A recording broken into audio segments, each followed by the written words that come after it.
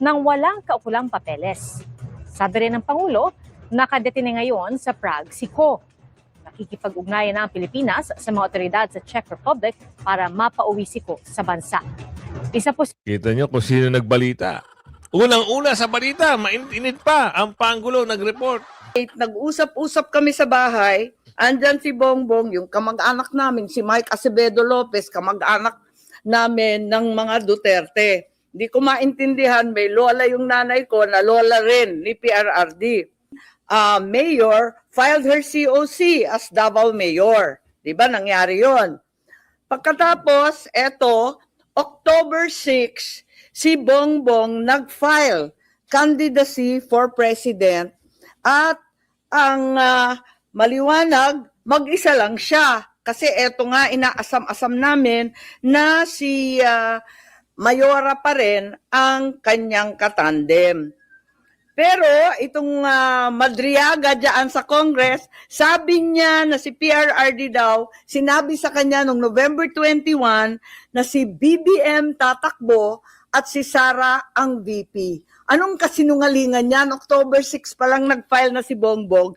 Ni Ramil Madriaga kay Senadora Amy Marcos matapos tawagin ng presidential sister ang kanyang kliyente na sinungaling. Pinabulaanan ni Senator Amy ang akusasyon ni Madriaga na may term sharing deal sina PBBM at VP Sara. Yes. Good morning mga kasama. Nandito na naman si Kuya Goods nagbabalik. At syempre kung di ka pa nakasubscribe, mag-subscribe ko na at hit mo na rin yung bell para lagi kang update sa ating mga video. Term sharing. Yan ang kanilang mga banat ngayon.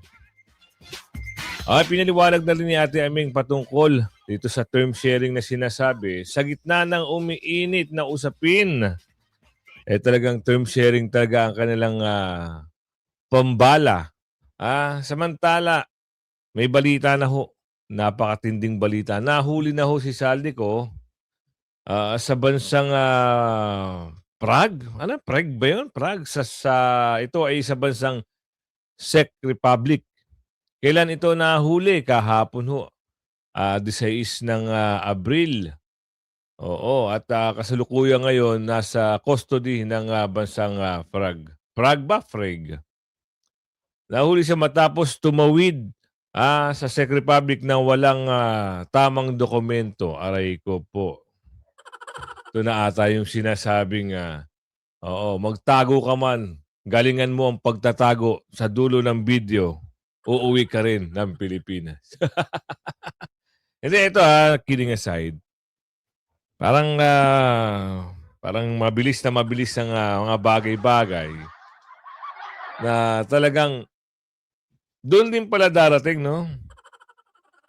At ang nagbalita pala ito, masaklap, hindi mga reporter. Kundi ang Pangulo ng Pilipinas. Inireport na kagad ng reporter yung Pangulo. Diyos mio. Bakit ba hinahanap itong si Saldico? Ito nga naman daw merong kaugnayan sa 258 million na nauugnay sa flood control project. Ang laki, no? Tama. 289 million, sorry. 289 million. Binalita yan kagad, Ang bilis magbalita ng Pangulo. Kuya Goods naman, totoo ba yan? Mamaya, dito naman sa video tayo kumukuha, Di ba? Yung mabanggit natin yung term sharing, ang bilis ng mga bagay-bagay nilang parang di pa natatapos ng issue, may kapalit na issue, no? Hindi, bakit mo nasabing term sharing, Kuya Goods? Yan ang mga papasok sa balita na mayroong pagbabanta raw sa buhay ng Pangulo. Hindi nila makukuha sa impeachment si Bibi Sara, Diba? Doon nila ngayon ililihis ang usapin doon sa term sharing at may pagbabanta. Anak ka ng bogi. Ang bilis nyo magdesisyon. Ang gagaling nyo gumawa ng kwento. Pasok natin ito. Saldico daw nahuli na sa bansang Prague ba yun? Prague. Mga kapuso, bago sa saksi, arestado na si dating Ako Bicol Party List Representative Zaldico. Kinumpirma yan mismo ngayong gabi ni Pangulong Bongbong Marcos at ayon sa Pangulo, dinakip sa Prague si Ko Sa Prague. matapos umunong tumawid ng Czech Republic nang walang kaukulang papeles. Sabi rin ng Pangulo, nakadetine ngayon sa Prague si Ko. Nakikipag-ugnayan na ang Pilipinas sa mga otoridad sa Czech Republic para mapauwi si Ko sa bansa. Isa po Kita nyo kung sino nagbalita. Unang-una sa balita, mainit pa, ang Pangulo nag-report. Diba? Magaling talaga yung Pangulo nyo. Reporter na. Hindi lang Pangulo Vlogger na, reporter pa. Saan ka pa? 3-in-1, 4-in-1. Ko sa 16 na individual na nahaharap sa kasong graft and malversation, kaugnay ng umano'y 289 million pesos substandard flood control project sa Nauhan Oriental, Mindoro. Dati nang itinanggi ng company ko ang pagkakaugnay sa anomalya sa mga flood control project. Mabilis magbalita ang Pangulo. Hindi natutulog sa Pangulo. Di ba? Magaling yung Pangulo nyo, reporter na, vlogger na. Kasi siya una nagbalita Yung mga bagay-bagay na dapat hindi niya ginagawa o hindi niya tinatrabaho o iniisip, siya na ngayon ang reporter ng bansa. Ang tipaklo. Pinabababa ata yung kalidad ng trabaho, no? Term sharing. Term sharing daw ang pinag-uusapan ngayon. Ito yung mga banat nila. Si Madriaga daw identify na tumatege. At may alleged na plot versus Pangulo. Ito na naman kanilang siguro. Ito yung paraan nila para makakuha sila ng panibagong ibabanat dito kay Bibi Sara na talaga namang doon sa impeachment hindi uubra. At meron pa sinasabi na kailangan daw ibalik yung tawag dito, yung misuse. Mamaya papasadahan natin yan, sinasabi nila. Ito yung balita rito. Ngayon, paano ngayon sila makakuha ng matibay na ebidensya na merong term sharing? Sinagot na nga ni Ate Aming yan, lahat na yan. Ngayon, yung kampo naman ni Madriaga, pumapalag. Yung abogado, dahil nakita raw ni Madriaga yung mga bagay-bagay na ganun. Napag-usapan daw yung term sharing. Mas marunong pa kayo kay Ate Aming. Si Ate Aming nga ang nag-udyok doon para magkaroon ng unit team. Tapos sasabihin nyo, andun si Madriaga. So, kumukuha lang. Sa tansya ni Aling Ledesma, kumukuha lang ito ng mga ipambabato na naman o ipupukol kay Bibi Sara para matibay ang kanilang laban. Kasi mabigat na aligasyon ito, mabigat na paratang ito. So, ito gagamitin nila. Dahil doon sa mga pinagtagpi-tagbit nilang script at mga ebidensya doon sa duffel bag, doon sa perang diniliver, yung abogado na may-ari ng restaurant, nagsalita na rin. Tapos yung cheque, anak ka ng bugit, tapos na ang kwento doon. Kaya nga si Madriaga daw di umano, ay hindi na raw papaatinin. May balita na ho niyan. Dahil nakakuha na raw sila ng mga ebidensya, kahit na hindi na raw paatinin si Madriaga. Kasi pag pinatin nyo si Madriaga, wala na hong script. Paano kung magkalintik-lintik ng mga pag tinanong, wala nang iba to, wala nang sabihin. Di kayo na ituro na naglatag ng script. Ito, pasok natin to. Interior Secretary John Vic Remulla says the alleged bagman of Vice President Sara Duterte has identified some contracted hitmen. Self-confessed former bagman Ramil Madriaga testified before the House Committee on Justice during the impeachment hearing against Duterte. He told lawmakers that former President Rodrigo Duterte and several retired military generals had discussed plans to unseat President Bongbong Marcos, including a supposed assassination plot. He also said that there was an alleged agreement between the Marcos and Duterte camps for the president to step down by 2025 or be forcibly removed from office. In a television interview, Ito naman gagawa na naman kwento yung mga... Ito si Madriaga, talagang masasabi mong mapaggawa ng kwento Bakit? Tapos na ho ang 2025. Ano ba nangyari? Wala naman, hindi naman napababa. Wala namang sinabi si BP Sara na pababain. 2026 na ho, uy. Mga unggoy ito, oh. Di ba? Kung yung sinasabi nila mayroong plot para dito kay Pangulo, bakit natapos ang 2025 wala namang matinding nangyari na wala ngang nagsalita na pabagsakin siya? Wala, di ba? Ang hinahamon niya lang ng taong bayan ay yung magpa-hair follicle test siya. Na ngayon ay parang tinanggihan ng tinanggihan na makapag-hair follicle. Bakit kaya tumanggi? Ano kaya kinatatakot? Dito sa usapin na ito, kumukuha lang sila na matibay nilang ipambubukol na naman kay Bibi Sara. Pero wala. Halos sinabi na rin ni Aming sa kanyang interview o si Amy Marcos na iyang sinasabi nila ay puros kasinungalingan. Kasi sinasabi ni Saldico, ni Ramil Madriaga, doon sa kanyang abogado, na yun ay pinipresenta nila na mayroong ang ganitong issue. Wala namang ganong issue, anak kayo ng bugyo. Nakakahiya kayo pag kayo napatunayan. Mga ilantad nyo uli sa hearing. Hindi, ito expect natin na pwedeng mangyari, pwedeng hindi na umatin ito si Madriaga o pwedeng iharap nila. Malapit na ho Ilang araw na lang so 5 days na lang, tama ba? Sa April 22, magkakaroon na naman sila ng mini trial kuno. Pero hindi na nila kiniklaim yung mini trial. Parang ano lang yun, parang inquiry. Yun ang kanilang pwedeng sabihin ngayon. So ano yung sinabi ni Ate Amy o ni Ate Aming patungkol dito sa lumalabas na issue na may plot daw dito kay Pangulo? Ito, sasampalin kayo ng katunayan. Ito, kapatid ito at ito'y laging, noong bati-bati pa sila, ito'y laging nasa gedli ni Pangulo at nasa gedli rin ni BP Sara kasi nga gusto nila na magkaroon ng unit team. Nung nagkaroon ng unit team, wala na. Broken na ang unit team ngayon dahil masyadong mahangad. Napasok. Niya. Hindi ko talaga maintindihan ang pinagsasabi niyan.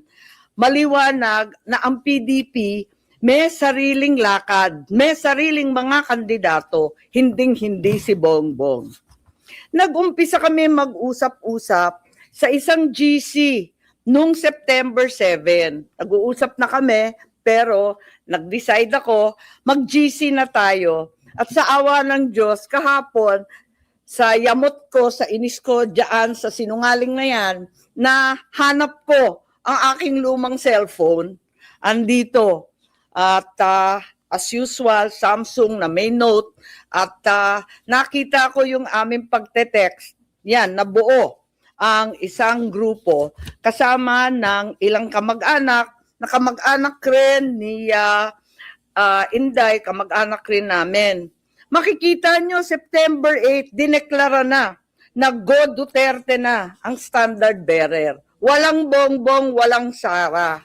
Ang sinungaling talaga. Pagkatapos, September 10, sabi nga, duda na si Presidente o si Sara ay tatakbo. Sinabi ni Mayora noon na silang mag-ama may deal. Isa lang ang tatakbo sa kanila sa national. Hindi ko maintindihan ang mga claim nitong taong ito. Tapos, in-endorse, September 19, magulo. Magulo talagang panahon na yun Si Pacquiao naman ang in-endorso. September 28, nag-usap-usap kami sa bahay. Andyan si Bongbong, yung kamag-anak namin, si Mike Acevedo Lopez, kamag-anak namin ng mga Duterte. Hindi ko maintindihan, may lola yung nanay ko na lola rin ni PRRD.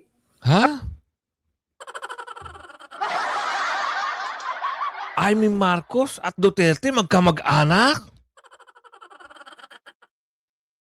Ngayon, ano Ano ito? Ano ito? Ano itong chismis na ito? Oo, umami na ho si Miss Amy Marcos na magkamag-anak pala sila ng mga Duterte. Bagong issue. Tuloy lang. Ang sabi, Bongbong will file. Ako to, text ko to, nakita ko eh. He will file October 6 as instructed. Pero sana somebody will file as his VP. Kasi nakakatawa naman, walang katandem. Yun ang pinapaliwanag ko kay VP Sara Mayora noon. Still hoping you will run and he will slide down to VP ASAP. Ewan, ganon. Ngayon, ang sagot naman ni VP, tulad ng sinabi niya sa media, naku, ang usapan namin ni PRRD, VP na siya sa PDP, ako, mayor na. At yun nga ang nangyari. The same day, VP Sara, then mayor, filed her COC as Davao Mayor. Diba, nangyari yon. Pagkatapos, eto, October 6, si Bongbong nag-file candidacy for president at ang maliwanag, mag-isa lang siya. Kasi eto nga, inaasam-asam namin na si Mayora pa rin ang kanyang katandem. Pero itong Madriaga dyan sa Congress, sabi niya na si PRRD daw, sinabi sa kanya noong November 21 na si BBM tatakbo at si Sara ang VP. Anong kasinungalingan yan? October 6 pa lang nag-file na si Bongbong na mag-isa. Kaya magtataka ka talaga. Maalala po ninyo na nung pagkatapos nun, ayan na yung kay Bato. Maalala ninyo, biglaan pinatakbo si Bato at para siyang seat warmer lang. At ang inaakala ng tao si Bongo at saka si Presidente Duterte ang kanyang VP. Huwag nilang ginugulo ang kwento. Talaga naman, maliwanag to. Hindi ko maalala ito pagkat hindi ako sang-ayon. Ang nangyari sa October, pag-file ni Bongbong, pinatawag siya ng PDP sa palasyo. Yun ang totoo. Hindi yung sinasabi ni Madriaga na kaming magkapatid, pumunta kay PRRD para mag-term sharing deal. Walang ganon, walang alam si PRRD kasi nungalingan yun. Ang nangyari, nung nag-file si Bongbong, tinanong siya ni PRRD, tatakbo ka ba? Tapos sabi niya, oo, nag-file na po. Nandun yung PDP, si Alcusi, si Bongo, si Medialdea yata. Wala ako Kasi ayokong pumunta si Bongbong, sabi ko sa kanya, hoy, wag kang pupunta dyan. Sabi niya, nakakahiya naman ang nagpapatawag sa Pangulo. Sabi ko, kukuyugin ka lang ng PDP, pipilitin kayo. Wag ka nang pumunta. Tapos, napakiusapan yata at pumunta siya nung una. Second time, pumunta rin siya. Pinatawag na naman siya kung talagang ayaw niya. Dalawa lang option. Manatili siyang presidente, pero ang kanyang vice president si Bongo, ang buong cabinet hawak ni Bongo. Parang ganun yung kwento. Di ko maalala kasi yun nga, hindi naman ako sang-ayon doon sa pagpunta niya. Tapos, yung isang option, Bongo for president, si Bongbong na lang ang vice. Parang ganun ang pinag-uusapan ng PDP. Si Presidente, tinatanong ko si Bongbong, anong sabi naman ni PRRD? Sabi niya, wala naman sinasabi masyado, sinabihan na lang akong good luck kung tatakbo ka. Parang ganun. Sabi ko, umuo ka ba o hindi? Sabi niya, ano pang gagawin ko? Di umuo ka. Wala naman siyang imik. Later on, ang pagkasabi ng mga PDP, parang nagkasundo na daw sila ni Bongbong at naon raw sila. Pero wala ako doon. Kwinento lang ni Bongbong, pagkatapos ng meeting niya, pumunta sa bahay namin. Ngayon, tuloy-tuloy, pursigido pa rin ako na si VP Sara ang maging katandem ni Bongbong. Kinukulit ko siya. Tapos, nung bandang October 27, kasi nga nabalitaan na pinapatawag ng PDP si Bongbong, nagtatanong, sure ka ba na aatras si BBM sa PDP talks? Ayan, andito sa telepono ko, andyan, Nakikita ba? Ayan. Oo nga, grabe sa media. Hindi ko naman iniinsulto yung PDP, pero tapos na yung mga salita-salitang ganyan. Tapos, ang sabi ni Mayora noon, duda ko, mahina akong Vice President. Sabi ko, mahina kang Vice President kasi gusto naming lahat President ka. Magpa-survey ka. Kaya, nahanap ko nga, andito pa, pinaprint ko ulit yung mga survey. Nagpagawa pa siya ng survey.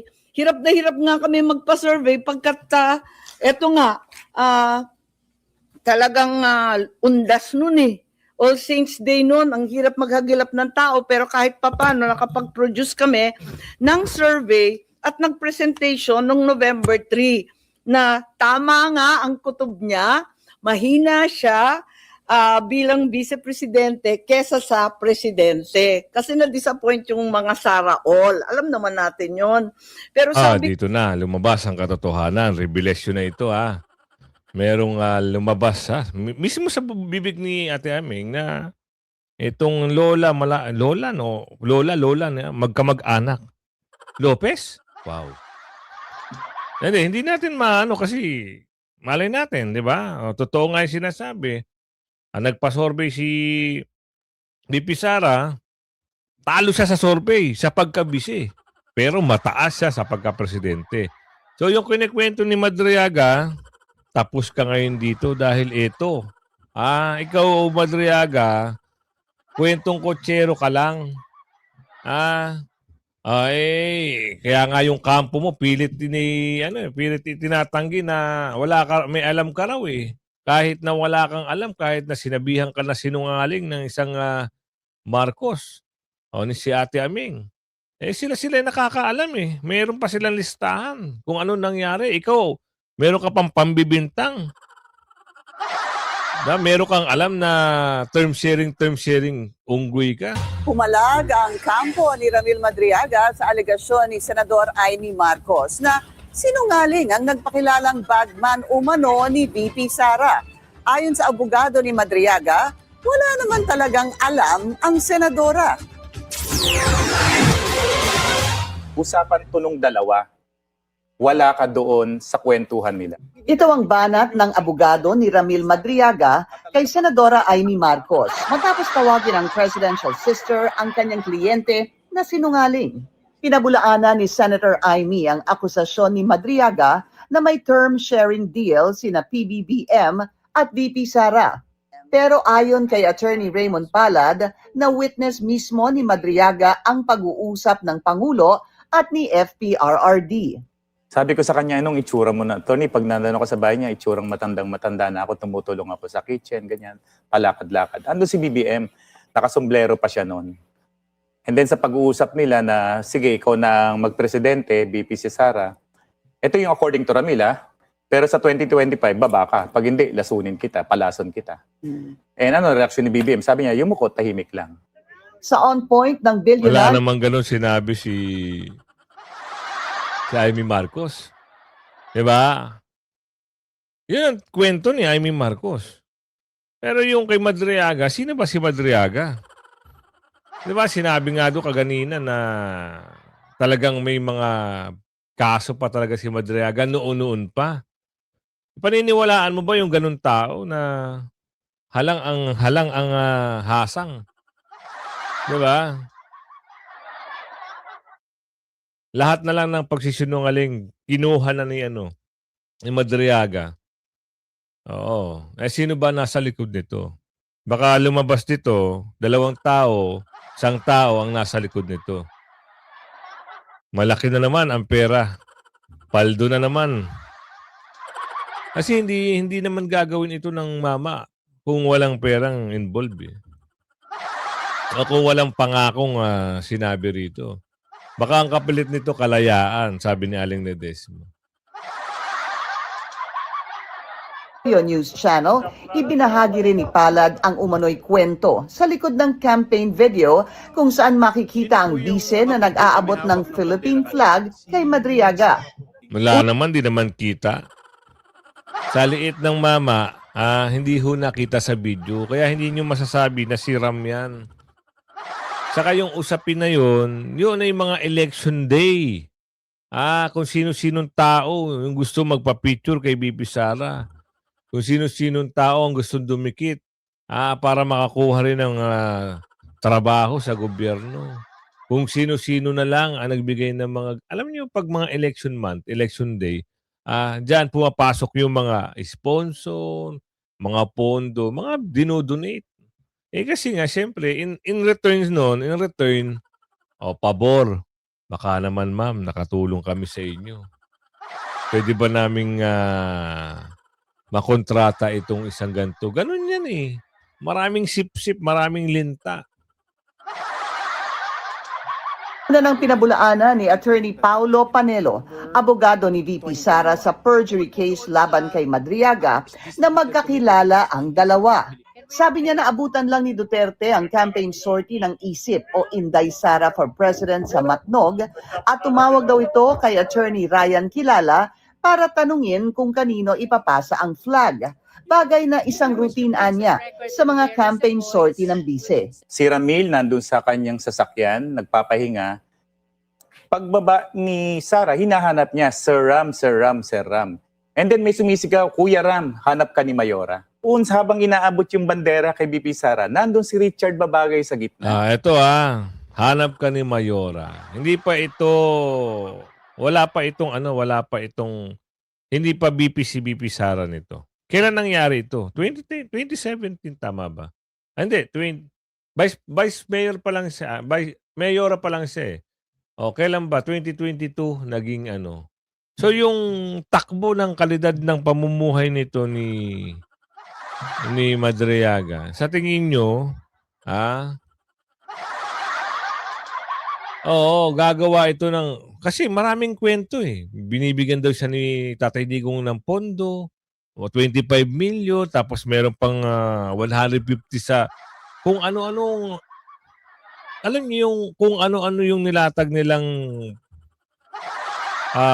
ipupukol kay BP Sara. Sa tingin nyo, yung panahon na to, hindi ka nagkakapera? Kung halimbawa binibigyan siya ng pera ni Tatay Digong, nagkakapera to. Pero, may mga balita pa na gumawa pa ng kasalanan at naoblo. Kung ikaw ay nagkakapera sa mga kwento mo, binibigyan ka ng bilyon, milyon, hindi ka nagagawa ng kagaguhan para makulong ka. Sanay itong mama na to. Sanay. Kasi matagal na pala to. 2019 pa ata ito merong ganyang kaso. Tapos parang nakalaya sa tulong ng ibang abogado. Tapos bumalik na naman sa kalokohan. Ayan, oblo na naman. Siguro gusto talaga niyang makalaya na naman. Yung kumampi sa mga durobo. Kasi bati sila ni Dilimaw eh. Dinalaw din siya ng aso. Ayon sa video. Saksakan kayo ng takaw sa pera, ano? Kung hindi ka ba ng saksakan ng takaw sa pera, gagawa ka pa ng krimen. Pinagdudusahan mo ngayon, tapos gusto mo lumaya, ano kapalit? Mag-iimbento kayo ng mga kwento? At ipupukol nyo kay BP Sara? For context, who is that? Naka-detain din. And I talked to him. Siya yung lalaki sa gitna habang inaabot yung bandera. And after that abot ng bandera, nag-usap yung dalawa, si BP Sara and Ramil, for the next 30 to 40 minutes. Naging controversial din ang painting Talaga naman. Basta talaga, sa bagay, kliyente niya si Madriaga. Wala tayong magagawa dyan. Kwento nila yan. So ngayon, meron pa raw balita ngayon na pinababalik na yung 73 million, tama ba? Ng COA. Hindi may babalik ni BP Sara, mahabang pag-uusap pa yan. Kaya kayo, gagawa lang kayo ng mga kwento nyo, galingan nyo. Hindi naman automatic yan may babalik eh. Napatunayan na ba? May kapangyarihan ng COA na ipasoli ang pondo na kabilang ang confidential fund. Kung mapatunayan na ito ay nagamit ng labag sa batas o may irregularidad. Hearsay pa lang yung pinag-uusapan nyo sa meeting nyo eh. Sa mini trial nyo eh. Oh. Totoo ba na may desisyon na ang korte para ibalik ni VP Sara? Wala pa naman. Wala pang ganun. Kaya mahihirapan kayo. Tapusin nyo, talunin nyo si VP Sara.